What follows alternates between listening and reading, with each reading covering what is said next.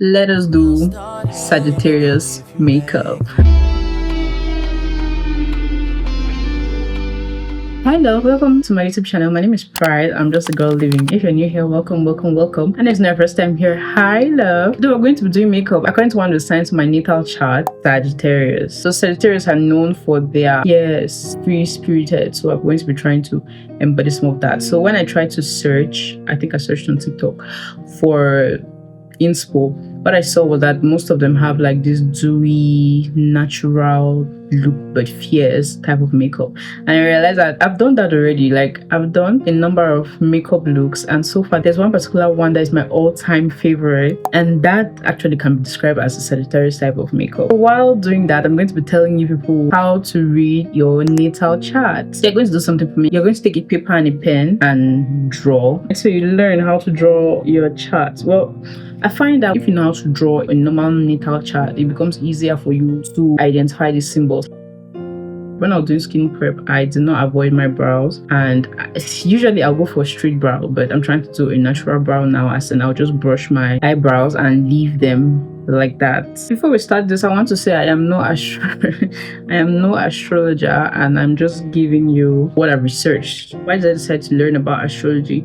It's because I'm trying to know more about myself in whatever way possible, and astrology is one of the best ways to know about yourself. Astrology is science that explores the action of celestial bodies upon animate and inanimate objects and their reaction to said bodies. Now, do you remember the paper and pen I asked you to grab? You're going to draw a circle on it and then divide that circle into 12 parts. Why? Because there are 12 houses on the natal chart. Done? Have you drawn it? Okay, now you go to the 4 poles of the circle, right? You put north at the bottom, south at the top, west on your right, and east on your left. Now when you go to the east on your left, the house under the space, right? This is the line for the east on your left, right? The space under is the first house. You number 1 around the center of the circle. You put small numbers there.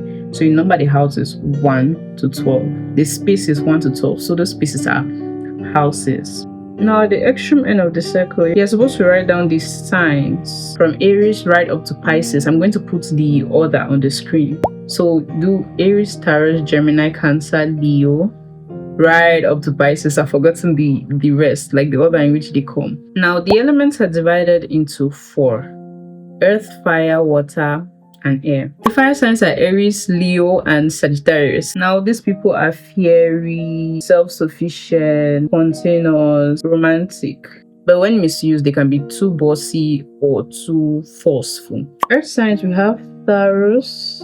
Am I pronouncing it right? Is it Taurus? Taurus. We have Taurus, Virgo, and Capricorn. They're very practical, dependable, sensual, conservative too. They love material comforts. So misuse, they can be dull or like too materialistic. Air signs, we have Gemini, Aquarius, Libra. These people are logical, broad-minded, idealistic, very much objective. They can communicate well, and they tend to be intellectual. Still, they can be cold or impractical. The next time we have the water sign. Other signs, we have Cancer, Pisces, and Scorpio. And these people are emotional, intuitive, responsive, sensitive.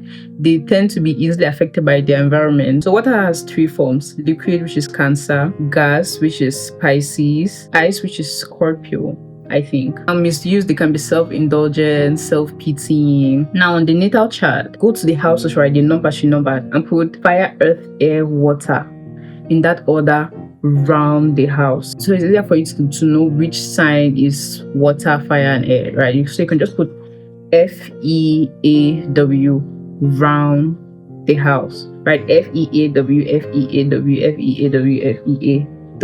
On the natal chart, we have qualities, which are distinct modes at which each zodiac sign operates in life. There are cardinal signs, there are mutable signs, and there are fixed signs. Now, cardinal signs, we have Aries, Cancer. That's too much.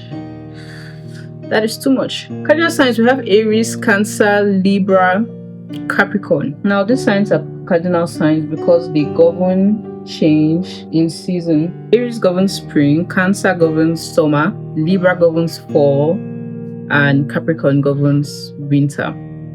Now, these people with these cardinal signs, they're very initiatory, they are very active, they're very ambitious, they're very enthusiastic and independent. Their minds are very quick and they can hardly satisfy their mind. Now, used negatively, they can be hasty, inconsiderate. Where you find the cardinal signs at the point where you wrote the north, south, west, and east. If you had written the signs in that order, you'll find that Aries is on the east, Cancer is at the north, Libra is at the west, and Capricorn is on the south. Fixed signs, we have Taurus, Leo, Scorpio, and Aquarius. These signs are set in the middle of each season. They're very determined, they're able to concentrate, they're very stable. They actually resolve slowly but surely. Their minds are very penetrating and their memories are very much excellent. Now, on the natal chart, you'll find that after each cardinal sign, there is a fixed sign. Aries, the next sign should be Taurus, and Taurus is a fixed sign.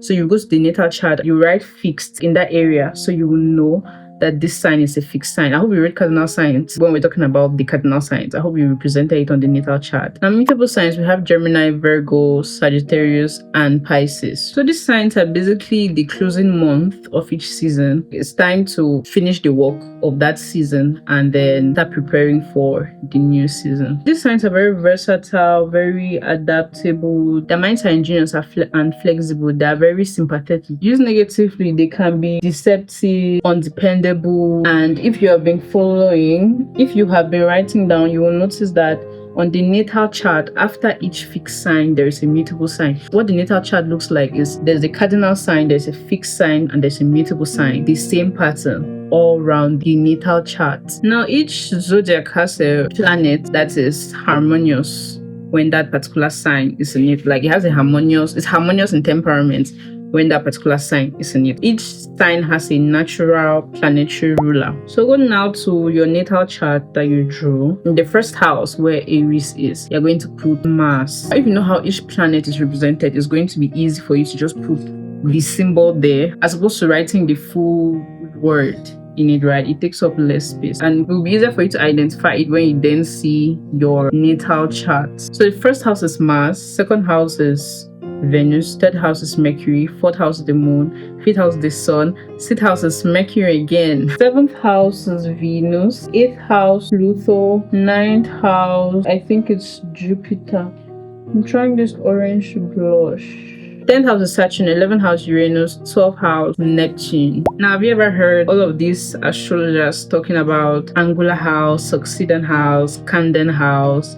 Yeah, so the houses are divided into 3 groups: angular, succeeding, and cadent. I've forgotten why the houses are grouped, why they group the houses like that, but I know that angular houses, we have the 1st, 4th, 7th, and 10th house. Succeeding house, the 2nd, 5th, 8th, and 11th house. Cadent house, we have the 3rd, 6th, 9th, and 12th. To represent on the natal chart, you put angular, succeeding, cadent, angular, succeeding, cadent, angular, succeeding, cadent, angular, succeeding, cadent. It is a circle for a reason. Now, each of the 12 houses has a significant keyword. An important thing to note is that for each house, there is an opposite. Like for each word, the house opposite that house has the opposite of that significant word. For example, the significant word of the first house is I and me. The house opposite the first house is the 7th house, and the significant word of the house is you. The significant word of the first house is I, me, as in the owner of the chart. The significant word of the 3rd house is here, as in your immediate environment. The 4th house is private, like your private life. The 5th house is the love I give. The 6th house is physical state, like the health of your body. Now we're going to the opposites. The 7th house is you. The 8th house is yours, as in possession of others. 9th house is there, as in like more distant places. The 10th house is public, like your public life. The 11th house, the love you receive. The 12th house is your mental health, as in the state of your mind.